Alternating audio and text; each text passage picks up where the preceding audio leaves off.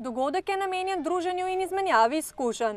Veliko se zve, veliko se, bi rekel, v tej tehniki starodobniški se veliko stvari med seboj se zadeve povezujejo, en ve za ta del, en za drug del in se potem stvari dorekajo, dobivajo se rezervni deli.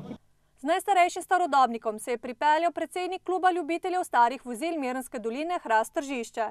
No, danes tukaj sem pripeljal na žegnanje DKV-ja F8, letnik 1936.